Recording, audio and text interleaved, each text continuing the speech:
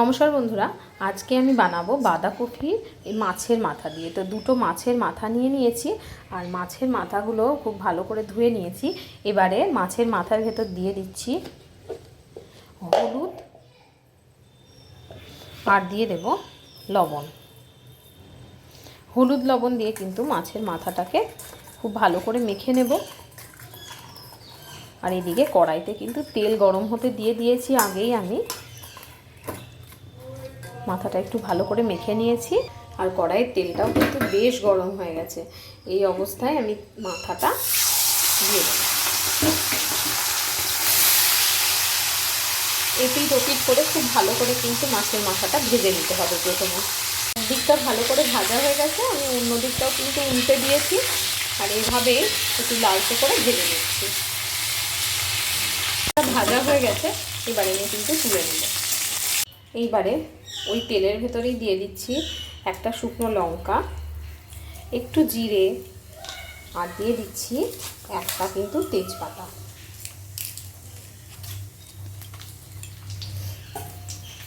একটু ভেজে নেব।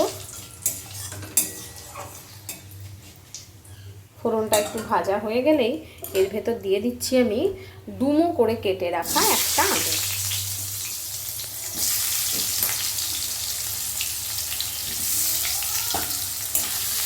আলুটা একটু লালচে করে ভেজে নিতে হবে আর আলু ভাজার সময় কিন্তু অবশ্যই আমি একটু লবণ দিয়ে দিই এর ভেতর।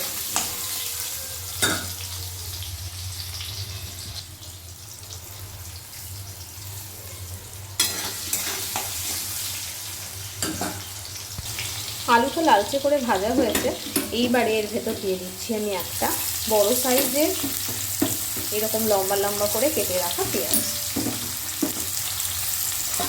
এবার পেঁয়াজটা দিয়েও কিন্তু আলুটা একটু ভেজে নেব, যার ফলে দুটোই একই সাথে সুন্দরভাবে ভাজা হয়ে যাবে আর এর ফলে কিন্তু আমার সময়টাও একটু কম লাগবে। যখন পেঁয়াজটা ভাজা হচ্ছে ততক্ষণ কিন্তু আমি একটা মশলা রেডি করে নেব। নিয়ে নিয়েছি আদা আর জিরে, এটাকে মিক্সিতে দিয়ে একটু ভালো মতো বেটে নেব। মশলার পেস্টটা কিন্তু রেডি করে নিয়েছি। এদিকে দেখুন পেঁয়াজটাও কিন্তু খুব সুন্দরভাবে ভাজা হয়ে গেছে। এবারে মশলাটা আমি এর ভেতরে অ্যাড করব। দিয়ে দিলাম আদা আর জিরে বাটা।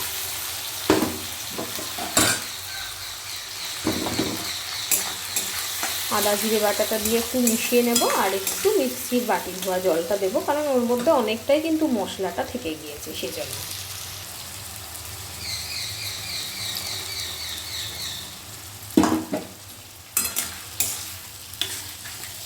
একটু মশলাটা কষিয়ে নেব আর এই কষানোর সময়তে কিন্তু আমি দিয়ে দেব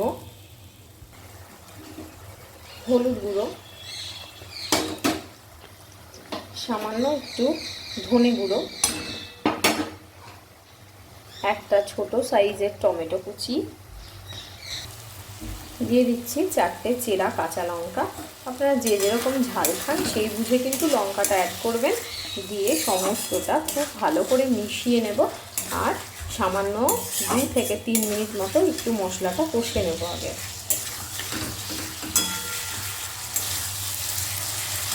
মশলাটা কষা হয়ে গেছে, এবারে দিয়ে দিচ্ছি ধুয়ে রাখা যে বাঁধাকপিটা, সেই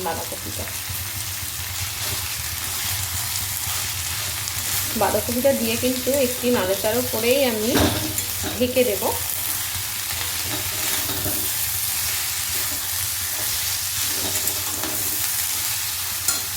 খুব ভালো করে বাঁধাকপিটা মিশিয়ে নিয়েছি, এবারে একটু ঢাকনা দিয়ে ঢেকে দেব। একটু পর কিন্তু দেখুন বাঁধাকপিটা বেশ সেদ্ধ হয়ে এসেছে আর এই সময়তে আমি কি করব, মাছের মাথাটা কিন্তু একটু খুন্তির সাহায্যে ভেঙে দেব। বেশি ভাঙবো না, তাহলে মুখের মধ্যে খেতে গিয়ে খুব বাধে, তাই জন্য অল্প করে ভেঙে দেব।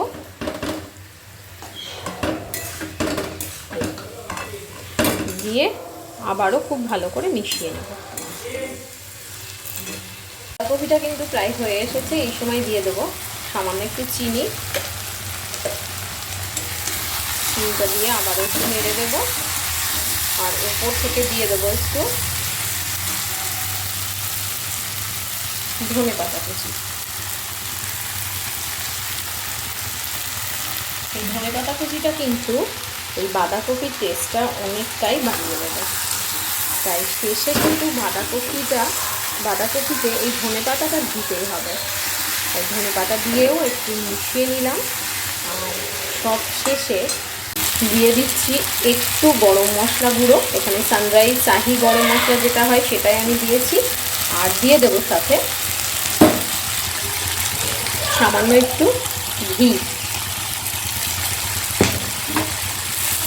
এবারে সমস্ত কিছুকে খুব ভালো করে মিশিয়ে নিলেই একদম রেডি হয়ে যাবে আমার এই বাঁধাকপির তরকারি। তো বন্ধুরা, একদম কিন্তু এই বাঁধাকপি মাছের মাথা দিয়ে রেডি করে ফেলেছি। তো কীরকম লাগলো অবশ্যই কিন্তু আমাকে কমেন্টে জানাতে ভুলবেন না। আর যদি ভালো লাগে তাহলে অবশ্যই কিন্তু আমাকে কমেন্টে জানাতে ভুলবেন না। তাহলে আজকের মতো টাটা, ফিরছি আবার নতুন কোনো রেসিপি নিয়ে।